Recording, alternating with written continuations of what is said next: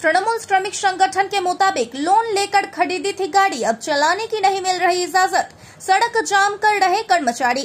सड़क पर वाहन चलाने की मांग को लेकर प्रदर्शनकारी कार्यकर्ताओं ने उत्तर 24 परगना के गायघाटा थाने के ठाकुर नगर रामचंद्रपुर रोड पर कटहल तला सड़क में जाम कर दी।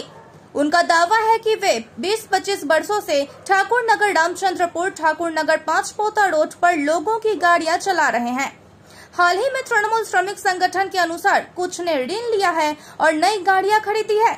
प्रदर्शनकारियों का दावा है कि तृणमूल श्रमिक संगठन के जिला अध्यक्ष नारायण घोष ने पुरानी कमेटी को तोड़कर नई कमेटी बना ली है और अब वे कह रहे हैं कि किसी भी नई गाड़ी को चलने नहीं दिया जाएगा।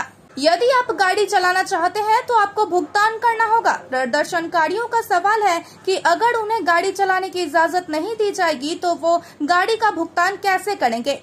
वे चाहते हैं कि उन्हें गाड़ी चलाने की इजाजत दी जाए, अन्यथा नाकाबंदी नहीं हटाई जाएगी। बाद में गायघाटा थाने की पुलिस मौके पर पहुंची। पुलिस के आश्वासन पर जामकर्ताओं ने जाम हटा लिया। इस विषय में बनगांव संगठित तृणमूल श्रमिक संगठन के अध्यक्ष नारायण घोष ने कहा, मुझे वहां से 6 वाहन चलाने का पत्र दिया गया था, लेकिन किसी ने 13 गाड़ियों का उद्घाटन कर दिया। वहां पहले से ही 40 गाड़ियां चल रही है। इतने वाहनों की अनुमति देने से उनकी जीविका में दिक्कत आएगी। हालांकि वहां के नेतृत्व ने इस मामले पर बात की। बातचीत से समस्या का समाधान निकलेगा। আমরা বিগত 25 বছর ধরে এই লাইনে গাড়ি চালাই, লোকের গাড়ি চালাই। আমাদেরকে ইউনিয়ন আশ্বাস দেয় যে ভাই তোরা গাড়ি কেন, তোদেরকে লাইন দেব। আমরা সবাই লোন ফোন তুলে, বন্ধন থেকে লোন ফোন তুলে ধার দেনা করে গাড়ি কিনেছি। কেনার পরে এখন আমাদের লাইন দিচ্ছে না। যাতে আমরা লাইন পাই সেই জন্য আমরা এখানে অবরোধ করি। এখন আমাদের যে আগে পুরনো যে কমিটি ছিল সেই কমিটি গতকাল বনগা গিয়ে নান্টু ঘোষ ভেঙে দিয়ে নতুন কমিটি তৈরি করে দিয়েছে। এবার পুরনো কমিটি না থাকলে আমাদের গাড়ি ঢুকবে না।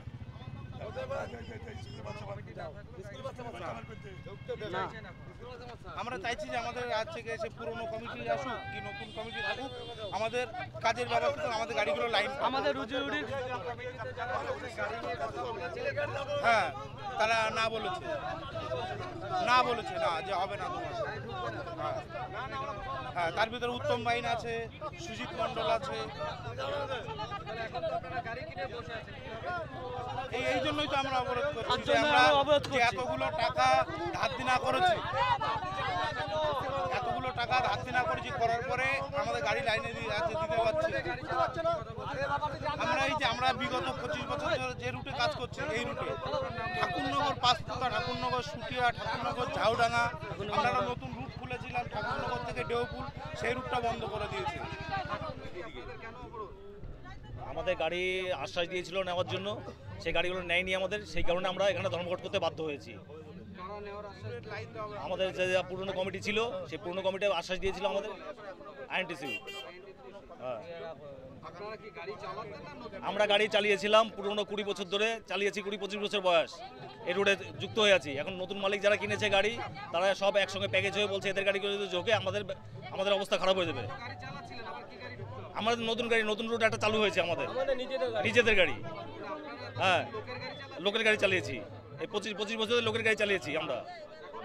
হ্যাঁ নিজেরা গাড়ি কিনেছি, সেই কারণে গাড়িগুলো ঢুকবে না, সেই কারণে সব প্যাকেজ হয়ে একসঙ্গে হয়েছে। নতুন গাড়ি ঢুকালে কি টাকা চাইছে? হ্যাঁ টাকা চাইছে।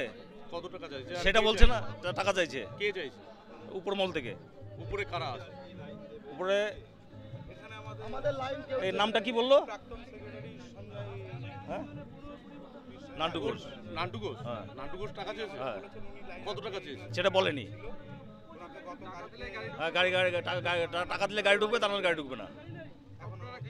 আমরা চাইছি সুষ্ঠুভাবে আমাদের লাইন দুটো ডালপাতের ব্যবস্থা করা হোক আমাদের, যাতে বেঁচে থাকি। প্রথমে একটা কথা বলি, ওখানে ব্লক সভাপতি আছে, যেটা নিয়ে ঘটনা আমি যত জানতে পেরেছি যে ওখানে 48খানা ডিজেল অটো চলে। এখন ডিজেল অটো আপনারা জানেন অবৈধ, তা সত্ত্বেও যেহেতু দীর্ঘদিন 20-25 বছর ধরে তারা এই অটো রুটটা চালাচ্ছে, আমি যত শুনেছি। এখন ওখানে নতুন করে কিছু অটো ঢুকানোর, ডিজেল অটো ঢোকানোর চেষ্টা। আমার কাছেই দেখুন, ওখানকার অটো ভাইরা যারা দীর্ঘদিন প্রায় ওখানে 47 জন আছে অটো ভাইরা, তারা জমা দিয়ে গেছে। এখানে ব্লক সভাপতি দিয়ে গেছে। এখানে ঠাকুরনগর শিমুলপুর 1 নম্বরের টোটো ভাইরা দিয়ে গেছে। এতগুলো আপনারা লিস্ট দেখুন। এই যে একের পর এক আপনাকে দেখাচ্ছি, এই একের পর এক সব সই। এই টোটোওয়ালারা এখানে বাপি হাজরা চাঁদপাড়া আমাদের এই দিককার যে ব্লক সভাপতি, সেও দিয়ে গেছে। তাদেরকে অন্ধকারে রেখে কে বা কারা 4 জনে নাকি দাঁড়িয়ে গায়ের জোরে অটো চালাতে গেছে। অটোওয়ালারা রুখে দাঁড়িয়ে, কালকে সব অটোওয়ালারা এসেছিল, উভয় পক্ষ এসছে। এখানে দেখুন, আমাকে রিকোয়েস্ট করা হচ্ছে,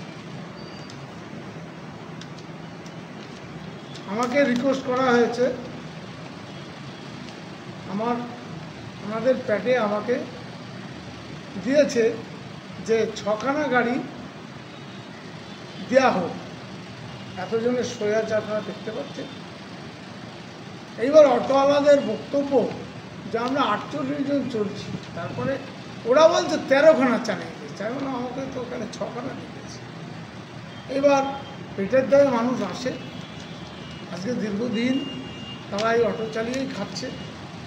তারপরে যদি এখন একটা করে যদি 13খানা নতুন করে ঢুকে যায়, কারোর সাথে আলোচনা না করে, স্বাভাবিক ওখানে রুট সেক্রেটারি যে আছে, ওখানে যে ব্লক সহ তাদের সাথে আলোচনা করে এটা মিটিয়ে নেওয়া উচিত। আমি মনে করি গরিবের পেটে লাথি মারাটা ঠিক হবে না। কে বা কারা দিচ্ছে আমার এটা জানা নেই, আমাকে এইভাবে রিকোয়েস্ট করা হয়েছে। আমি এটা সব জায়গায় আলোচনা করে তারপরে আমি দেখবো কীভাবে কী করা যায়। আমি চাই না কোনো দ্বন্দ্ব, কোনো কিছু হোক।